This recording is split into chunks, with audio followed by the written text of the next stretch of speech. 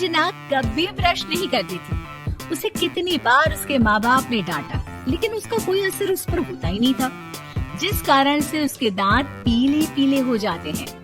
शादी के बाद अरे बहू, वैसे तो तुझ में कोई कमी नहीं है, पर तेरे दांत इतने पीले कैसे हैं बेटा? कैसे मतलब? कोई सर्जरी थोड़ी ना कराइए। वो तो क्या नाम, मैं ब्रश नहीं करती थी तो पीले हो गए। क्या करूं? आप कहें तो लाल करवा लूं या फिर काले? यार ये क्या है, क्यों माँ से लड़ रही हो? लड़ रही हूँ?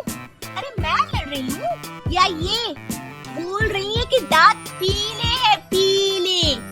अरे तपस्या थोड़ी ना की है इन्हें पीले करने के लिए, बकायदा ब्रश नहीं किया है 20 साल तक, तब जाकर। छी, कैसी बात कर रही हो? ये उस वक्त तो पीले नहीं थे जब हम लोग तुम्हें देखने आए थे।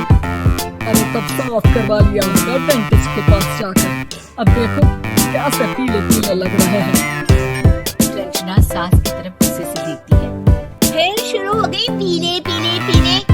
अरे पीले तो तब भी थे जब मेरे हाथ का रसगुल्ला उड़ा उड़ा कर खा रही थी और बोल रही थी, लड़की नहीं गुणों का खजाना दे रहे भाई साहब। अब वो लोग करते भी तो क्या करते, पीले दांत वाली बहू पल्ले पड़ी थी तो झेलना तो था ही।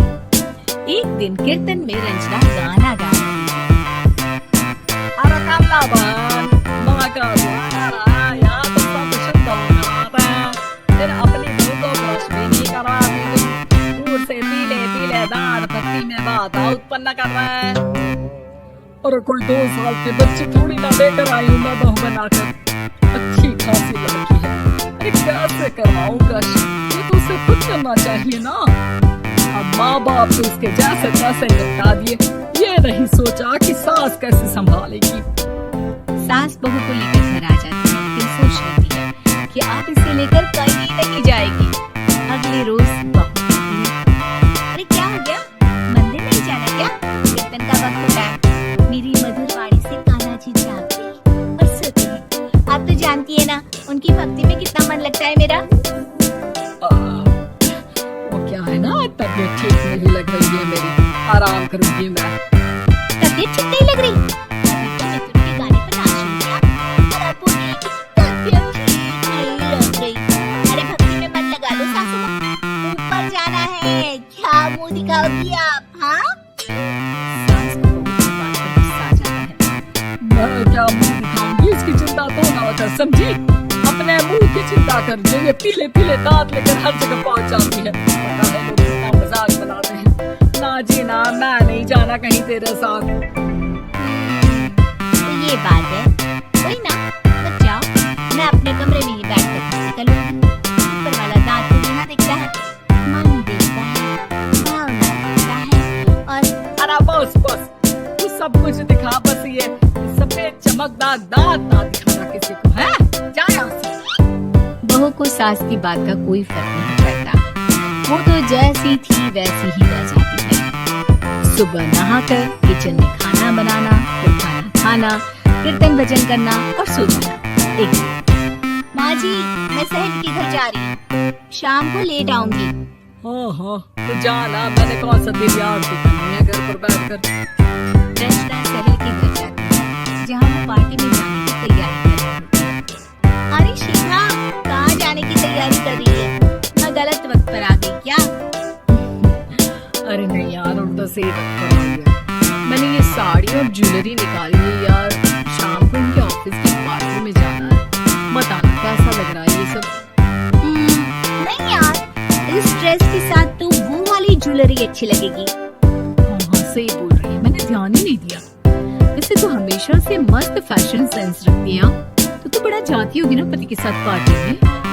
रंजना कुछ नहीं बोलती, बस सोचती है कि यार काशी बात सही हो जाती, पर मैं क्यों नहीं जाती पार्टी में? क्या इन लोगों की कोई पार्टी होती नहीं होगी? रंजना घर आती है और रात में पति से सवाल करती है, एक बात बताइए, आप मुझे किसी पार्टी में क्यों नहीं ले जाते? क्या आपके यहाँ ऑफिस में पार्टी नहीं होती? पति बेचारा क्या कहता कि दांत पीले हैं तुम्हारे इसलिए। अरे कोई पार्टी होती नहीं हम लोगों के ऑफिस में, तो कहाँ से लेकर जाऊँ? और मार्केट, मॉल, कहीं वीकेंड घूमना, कहीं तो सारे हफ्ते में एक छुट्टी मिलती है, तो सोचता हूँ कि आराम ही करूँ। क्यों? रंजना मन मारती रह जाती है। पहले कभी सास के साथ मंदिर जाया करती थी, लेकिन वो भी सास ने ले जाना बंद कर दिया। घर बैठी बैठी रंजना बोर हो जाती है। तभी उसे आइडिया आता है और वो बाइक के जाने का सोचती है। सासू माँ, 2 दिनों के लिए मम्मी के घर जा रही हूँ। अच्छा ठीक है, आराम से जा। और हाँ, माँ से कुछ अच्छी आदत सीख कर आना कि कैसे शरीर के हर भाग की तरह दांतों की सफाई भी जरूरी होती है, समझी? शुरू हो गई ना आप? हम लोग आपकी तरह नहीं है कि छोटी छोटी बात का बतंगड़ बना दे। उन लोगों के लिए मैं मायने रखती हूँ, ना कि मेरे पीले पीले दांत। रंजना माँ को बिना बताए उन लोगों को सरप्राइज देती है, लेकिन जैसे ही वो दरवाजे पर पहुँचती है, अंदर देखती है कि घर वाले कहीं जा रहे होते हैं। अब माँ, काश रंजना दीदी के दांतों वाली प्रॉब्लम नहीं होती, तो वो भी हम लोगों के साथ चलती ना बुआ जी की बेटी की शादी में। हाँ बेटा, लेकिन अब उसे कौन समझाए कि उसको उसके पीले दांत नहीं दिखते, लेकिन उसके आसपास के लोगों को कितना एम्बैरेसिंग फील कराते हैं। मुझे तो कितनी बार उसके स्कूल की टीचर ने शिकायत की कि उसके साथ कोई लड़की बैठना भी नहीं चाहती, और ना ही कॉलेज में कोई उससे बात करना चाहता था। लेकिन पता नहीं क्यों उसे ये बात समझ में ही नहीं आती। कोई कमी नहीं है उस लड़की में, बस यही के दांत पीले हैं। तो भला वो जीजा जी और उनकी माँ का, जो दीदी को जैसी है वैसे ही रखा हुआ है। रंजना को अपने घर वालों की बात सुनकर बहुत दुख होता है। वो सोचती है कि वो क्या करे, लेकिन फिर वो सीधा डेंटिस्ट के पास जाती है, अपने दांत चमकाती है और कसम खाती है कि वो रोज ब्रश करेगी। अरे क्या हो गया?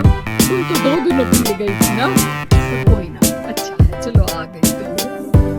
रंजना सास के सामने आकर खड़ी हो जाती है और पूरी स्माइल करती है, उसके चमकदार दांतों को दिखाती है।